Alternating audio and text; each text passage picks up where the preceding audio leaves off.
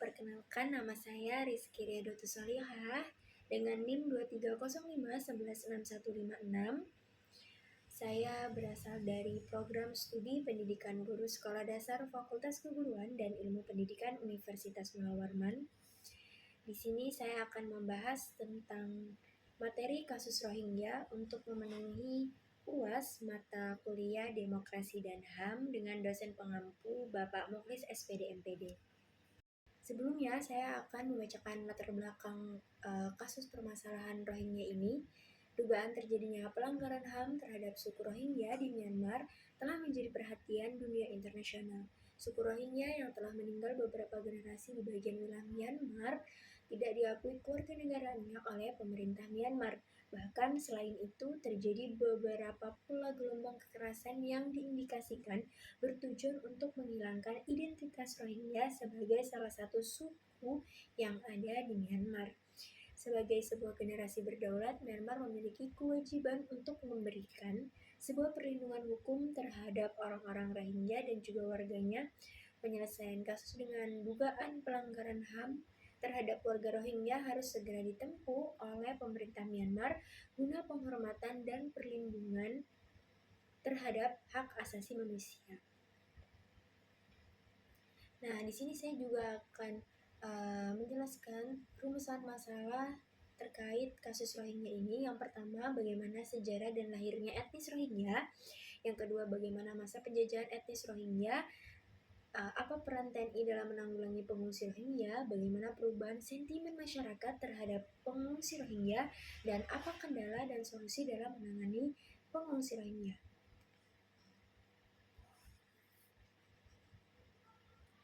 Di sini saya juga akan menjelaskan tentang tujuan masalah dari kasus Rohingya tersebut. Yang pertama, untuk memahami sejarah dan lahirnya etnis Rohingya. Yang kedua, mengetahui masa penjajahan etnis Rohingya. Yang ketiga, mengetahui apa saja peran TNI ketika menangani kasus Rohingya. Yang keempat, mengetahui perubahan sentimen masyarakat terhadap Rohingya. Dan yang terakhir, menemukan kendala dan solusi untuk menangani kasus Rohingya ini. Jadi teman-teman, dahulu kala itu di barat Burma, tepatnya di Arakan, muncul sekelompok orang yang hidup berdampingan.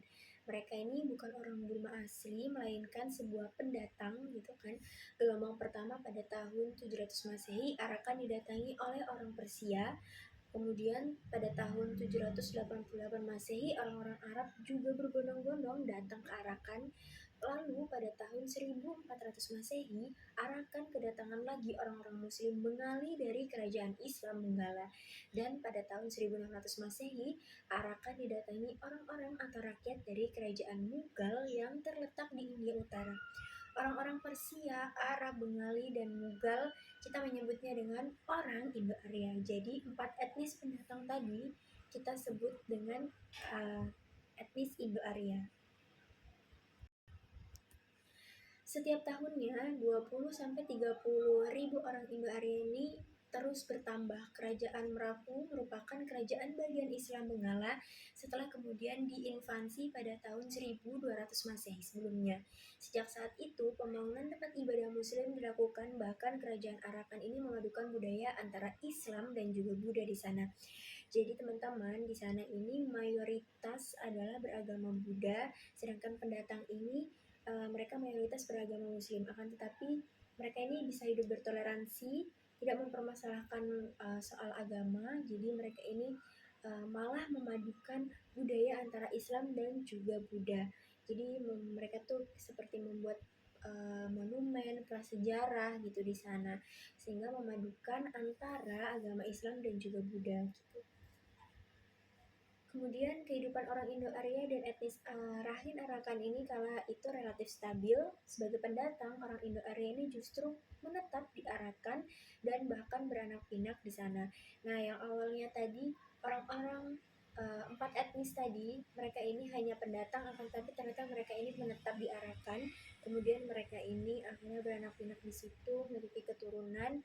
Lambat laun mereka juga memiliki budaya dan bahasa sendiri. Jadi karena sudah merasa lama berada di Arakan, akhirnya mereka memutuskan untuk membuat sebuah bahasa dan juga budaya sendiri. Jadi mereka tuh tidak mengikuti budaya yang ada di Arakan karena mereka merasa bahwa mereka sudah lama berpendudukan di sana sehingga mereka bisa membuat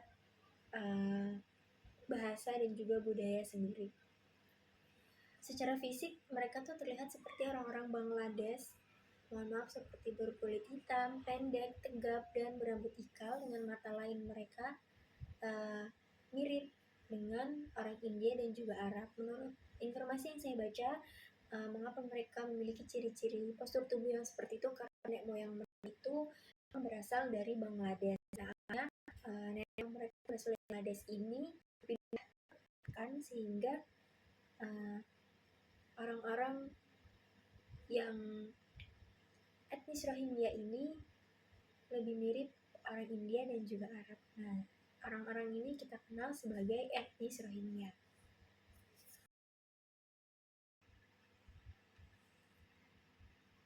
Kemudian kehidupan mereka tuh tidak berjalan tentram begitu lama. Arakan kemudian diserang oleh kerajaan Taungu, namun mereka mengalami kegagalan.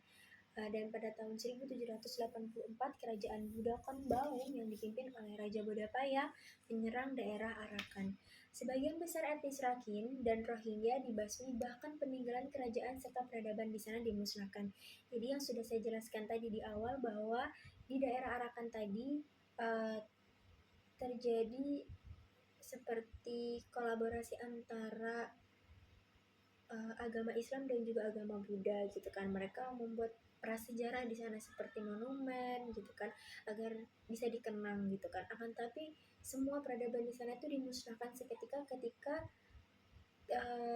Arakan ini dikuasai oleh kerajaan Bodapaya. Kemudian kerajaan Arakan pun runtuh dan dikuasai oleh kerajaan Konbaung atau kerajaan Burma. Selain memperluas kekuasaannya, invasi ini juga mempunyai motif untuk menghilangkan keberadaan Islam di Arakan. Nah, yang sudah saya jelaskan tadi bahwa mayoritas orang-orang di Arakan ini beragama Buddha gitu kan, akan tetapi pendatang yang datang ini mayoritas beragama Muslim gitu kan. Akan tetapi permasalahan itu tidak menjadi sebuah permasalahan besar gitu. Mereka malah bisa menciptakan lingkungan yang bertoleransi gitu kan. Akan tetapi kerajaan Buddha Konbaung ini tidak menginginkan hal tersebut. Mereka menginginkan bahwa orang-orang yang tinggal di Arakan harus beragama Buddha dan mengikuti budaya yang ada di Arakan. Akhirnya karena merasa terancam, orang-orang Rohingya ini pergi ke Bangladesh. Mereka mencari tempat yang aman di sana untuk sementara waktu. Dan menurut informasi yang saya ketahui bahwa Bangladesh ini adalah salah satu negara terbesar yang menerima pengungsi dari luar, dan bahkan mereka tuh seperti sudah menyiapkan daerah khusus pengungsi untuk mendirikan camp-camp gitu. Pada tahun 1824 Inggris datang menyerang wilayah kerajaan Burma. Nah, di sini terjadilah peperangan panjang hingga 2 tahun. Peperangan ini mutlak dimenangkan oleh Inggris. Akibatnya pada tahun 1926 kerajaan Burma melakukan kesepakatan dengan Inggris yang beberapa di antaranya menghasilkan Burma menyerahkan wilayah Arakan kepada Inggris sebagai wilayah rampasan. Arakan menjadi wilayah koloni Inggris penuhnya atau wilayah kekuasaan East India Company. Untuk menjalankan kompeninya, Inggris memperbudak warga pribumi.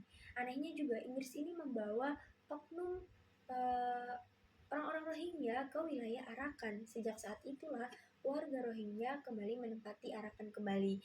Yang awalnya tadi orang-orang dari Rohingya berada di Bangladesh mencari aman, akhirnya mereka ini kembali ke Arakan.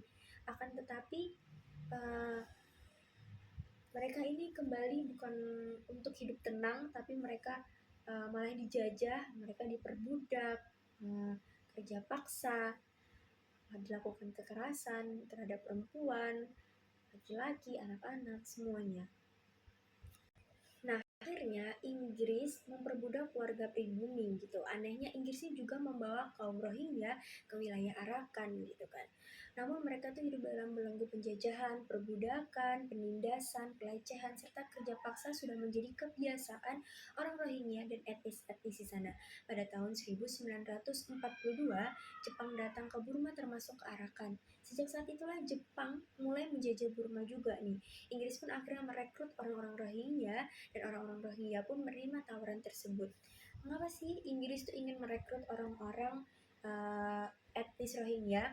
Karena Inggris ini merasa bahwa mereka ini kurang cukup kuat untuk melawan Jepang gitu kan.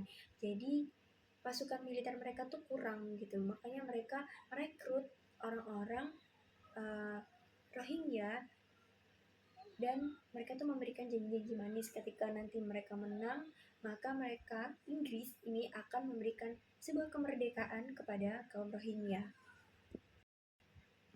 Dengan begitu, Inggris membentuk pasukan gerilya Rohingya Force gitu kan. Akan tetapi perjuangan mereka tuh tak semanis janji-janji Inggris gitu kan. Hal inilah yang akan berakibat fatal terutama untuk etnis Rohingya. Nah, yang awalnya tadi Inggris menawarkan kepada etnis Rohingya untuk membantu mereka menjadi pasukan militer mereka, ternyata orang-orang yang diarahkan ini murka gitu kan. Bagi mereka orang Rohingya ini tidak ada perbedaannya dengan penjajah gitu kan. Mereka ini sama-sama pendatang, tapi mereka juga melakukan penjajahan di negara mereka sendiri gitu.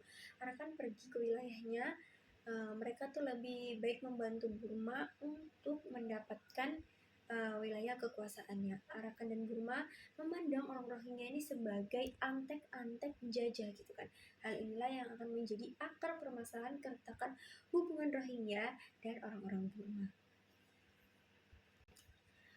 Burma yang tergabung dalam Burma Independent Army diberi tawaran agar membantu Jepang dalam Perang Pasifik. Mereka pun menerima tawaran itu gitu kan. Akan tetapi secara diam-diam mereka malah bekerja sama dengan Inggris. Pada akhirnya Inggris telah mendapatkan kekuatan pasukan Rohingya Force dan BIA atau Burma Independent Army. Singkat kisah, Inggris berhasil mengalahkan Jepang. Upaya untuk mendapatkan kemerdekaan Burma terus-menerus diperjuangkan dan Inggris tak lupa akan janji kepada rakyat Burma. Dan janji itu pun dipenuhi. Pada tahun 1947, Inggris mengumpulkan seluruh suku-suku yang ada di Burma guna berbicara mengenai kemerdekaan Burma. Ironisnya, mereka sama sekali tidak melibatkan suku Rohingya.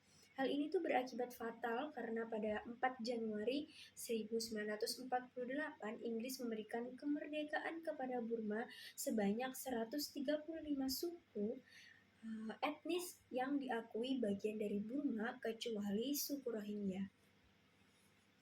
Inggris menyatakan bahwa daerah Burma sudah bukan di bawah kekuasaan Inggris lagi. Peristiwa dugaan pelanggaran berat HAM ini telah menyebabkan eksodus besar-besaran. Ribuan warga Rohingya yang mengungsi ke Indonesia, Malaysia, Thailand, dan India.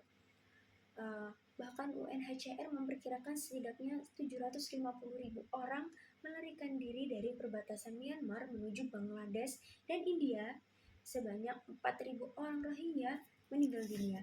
Hal ini dipicu sejak munculnya gerakan Rohingya Elimination Group pada tahun 2012 yang bertujuan untuk menghapus kaum Rohingya dari bumi Arakan. Karena mereka ini dihapus dari bumi Arakan, maka mereka ini tidak memiliki kewarganegaraan sehingga mereka akhirnya pergi meninggalkan Arakan dan memilih untuk mengungsi di beberapa daerah yang di beberapa negara yang memang dekat dari Arakan. Kaum Rohingya karena mereka dituduh menjajah negara mereka sendiri. Kemudian beberapa orang Rohingya, bahkan ribuan itu telah mengungsi ke Indonesia, terutama di Aceh. Peran TNI dalam menanggulangi pengungsi Rohingya di Aceh ini menangani kegiatan teroris yang terbatas pada penangkapan. Hal ini didasarkan pada peraturan perundang-undangan yang mengatur bahwa TNI adalah alat pertahanan negara yang berfungsi sebagai pemasok dukungan kepada polisi dalam rangka memerangi aksi terorisme ini. Tidak memposisikan diri sebagai penegak hukum yang mampu melakukan penyidikan, OMSP yang dilakukan oleh TNI tidak lain adalah tugas pendukung TNI dalam melakukan penangkapan. Dengan melakukan langkah-langkah berupa penangkalan, penindakan, dan juga pemulihan sebagai bentuk pertahanan negara dalam mengalahkan ancaman teror. Menteri Pertahanan Republik Indonesia yang menyampaikan kekhawatirannya mengenai apabila tidak ditangani dengan baik akan dimanfaatkan oleh kelompok-kelompok radikal di dunia. Kementerian Pertahanan Republik Indonesia pada tahun 2017 menyampaikan secara terang-terangan bahwa pengungsi Rohingya yang masuk ke wilayah Aceh ini memang harus cepat ditangani. Pengungsi Rohingya tersebut dibawa oleh TNI ke wilayah kamp pengungsian di wilayah Aceh yang sudah disiapkan oleh pemerintah Indonesia. Pengungsi Rohingya tersebut ditampung di bekas kantor imigrasi Lok Sumawe, Aceh, dengan fokus utama adalah pemenuhan kebutuhan sehari-hari, pemberian penampungan sementara, dan pelayanan kesehatan. Dalam kamp pengungsian ini, TNI bekerja sama dengan instansi dan organisasi terkait pengungsi untuk saling bekerja sama dalam mengurusi kasus Rohingya tersebut. Pengungsi Rohingya menjadi pengungsi yang sejatinya telah lama berada di Indonesia, namun puncak kemarahan masyarakat mulai ditunjukkan setelah kasus pengungsi Rohingya yang membuang bantuan sembako sebagai alat bentuk protes karena tidak diperbolehkan menepi di Aceh. Beberapa oknum yang memaksakan diri untuk pergi ke Malaysia untuk bertemu keluarganya pun menjadi masyarakat Indonesia menilai bahwa para pengungsi ini tidak menghargai bantuan dari warga Indonesia gitu kan. Sempat ditemukan juga ada beberapa orang warga asal Myanmar ini membawa 137 orang pengungsi dari Bangladesh kemudian pergi ke Aceh dengan meminta bayaran sekitar 14-16 juta per orang. Teman-teman lihat saja ya kondisi orang Rohingya yang terombang-ambing di laut. Mereka tuh tidak memiliki harta yang banyak gitu, bahkan harta yang berharga yang mereka bawa adalah baju yang melekat atau yang mereka gunakan ketika terombang-ambing di laut tersebut. Berita terkait pengungsi Rohingya yang telah 23 tahun menetap di Indonesia dan meminta untuk dibuatkan kartu tanda penduduk atau KTP agar ia dapat bekerja dan mendapatkan hak yang layak. Akan tetapi permintaan tersebut itu ditolak karena berkas-berkas yang mereka bawa untuk pengajuan KTP ini bukan dari pemerintah Indonesia, melainkan dari UNHCR, dan Indonesia pun tidak memiliki kewajiban atau wewenang untuk memberikan hak dan kewajiban layaknya warga negara Indonesia kepada para pengungsi. Akhirnya sampai saat ini pengungsi Rohingya masih berpindah-pindah dan mencari tempat yang layak untuk dipenuhi segala bentuk yang dibutuhkan gitu. Ya karena awalnya mereka ini pendatang dan mereka tidak memiliki kewarganegaraan, maka Indonesia pun tidak punya wewenang untuk membuatkan mereka sebuah KTP atau memberikan sebuah pekerjaan yang layak. Karena status mereka di sini adalah pengungsi, bukan sebagai kewarganegaraan di Indonesia. Jadi teman-teman, kesimpulannya adalah kasus Rohingya ini banyak disoroti karena termasuk dalam pelanggaran hak asasi manusia. Terkhususnya kaum Rohingya diakibatkan oleh kolonialisme Inggris yang menjanjikan kemerdekaan kepada kaum Rohingya. Hal ini dapat disimpulkan bahwa keretakan ini bukan diakibatkan oleh agama lain, melainkan karena etnis gitu. Semua etnis yang ada di Burma diakui sebagai penduduk Burma. Sedangkan kaum Rohingya ini terusir gitu karena mereka dituduh membela Inggris dan dianggap sebagai antek-antek penjajah di Arakan.